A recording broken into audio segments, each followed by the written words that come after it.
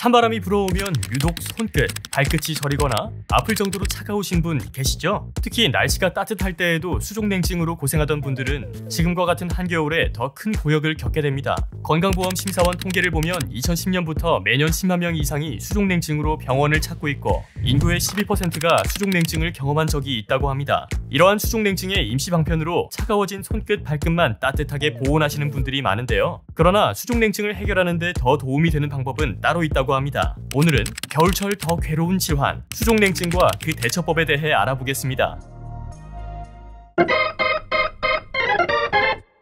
수족냉증, 추위를 느끼지 않을 만한 온도에서 손이나 발에 지나칠 정도로 냉기를 느끼는 상태. 한겨울에 실외에서 장시간 노출 시 손발이 차가워지는 건 자연스러운 현상이지만 따뜻한 실내에 있을 때 손끝, 발끝이 시리고 차갑다면 수족냉증을 의심해 볼 수 있습니다. 혈액순환이 잘 안 된다는 말은 많이 들어보셨죠? 여러 가지 원인에 의해 교감신경이 자극받으면 혈관이 수축하고 그럼 자연스레 손끝이나 발끝 말초 부위 혈액 공급이 줄어듭니다. 그래서 손끝, 발끝이 차갑다고 느끼게 되는 것이죠. 특히 추운 날씨엔 혈관이 더 수축하는 경향이 있기 때문에 겨울이 되면 증상이 두드러지는 경우가 많습니다. 사실 이러한 수족냉증의 정확한 원인과 기전은 밝혀지지 않았는데 다른 기저질환이 없는 경우 스트레스와 긴장 때문에 수족냉증이 생기는 경우가 많습니다. 예민하거나 불안한 감정을 계속 느끼는 경우 교감신경이 항진되고 앞서 말씀드린 단계를 거쳐 손발에 혈액 공급이 원활하게 되지 않는 거죠. 또한 흡연을 하는 경우 혈관에 영향을 주기 때문에 수족냉증을 유발할 수 있습니다. 우리가 수족냉증을 가볍게 넘기면 안 되는 이유는 앞서 말씀드린 이유 외에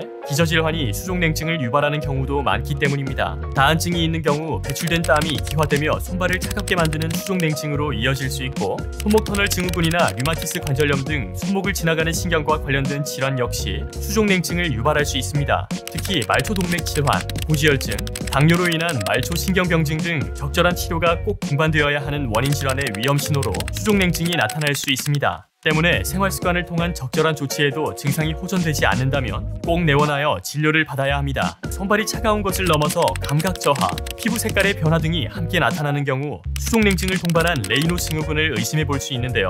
레이노 증후군은 단독으로 나타나는 경우도 있지만 다른 면역 질환과 함께 동반되는 경우가 있기 때문에 꼭 진료를 받아보아야 합니다.